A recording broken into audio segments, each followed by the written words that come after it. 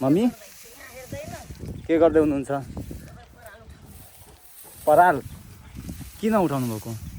साग गर्नु पर्यो न, साग सब्जी रोप्छु हरियो परियो भिन्डी कतिको मुन्टा अनि पटुवा अनि लटेको साग बोल्छु खानालाई। अनि यो परालको चाहिँ के गर्नुहुन्छ? जलाइदिन्छु, मल हुन्छ। कसरी मल हुन्छ हौ? जलेपछि हुँदैन। जलेपछि मलै हुँदैन, के गर्नु? गलेपछि चाहिँ मल हुन्छ। यो चाहिँ एक ठाउँमा राखिदिनु पर्यो होइन, जलाउनु चाहिँ हुँदैन। कहाँ हेर्नुभयो तपाईँले? होइन, मल बन्दैन जलाएपछि।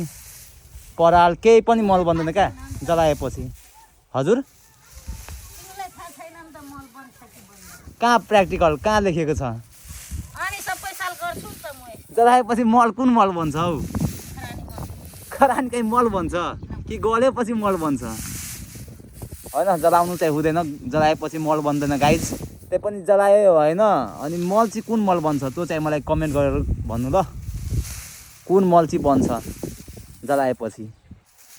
अब यो टमाटरहरू हुन्छ, सागसब्जीहरू गलेपछि चाहिँ मल बन्छ होइन। यो चाहिँ कुन मल बन्छ पराल जलाएपछि यो चाहिँ मलाई पनि थाहा छैन होइन। बरु त्यो प्रदूषण चाहिँ हुन्छ वायु प्रदूषण होइन गाइज। यहाँ हेर्न सक्नुहुन्छ मेरो मम्मीले त्यो लसुन अस्तिको सबै उखालेर घर लगिसक्नु भएको छ। हेराउनै पाइनँ गाइज होइन। यति नै हो गाइज। मेरो मम्मीले अब यहाँ सब्जी रोप्नुहुन्छ। यो सफा गरिसकेपछि म चाहिँ दोकानमा हुन्छु होइन, व्यस्त हुन्छु। मलाई चाहिँ फुर्सदै हुँदैन अहिले। पहिला चाहिँ गर्थेँ, अहिले चाहिँ दोकानमा बस्नुपर्छ। मम्मी ए मम्मी, यो चाहिँ बरु भात पकाउने काम लाग्छ, भात पकाउनलाई। होइन अरूलाई दिनु क्या बरु?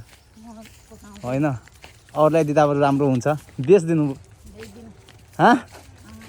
बेचिदिँदा बरु राम्रो हुन्छ, पैसा पनि आउँछ। अनि यहीँ जलाइदिँदा पछि त कहाँ राम्रो हुँदैन नि, न मल बन्छ न केही।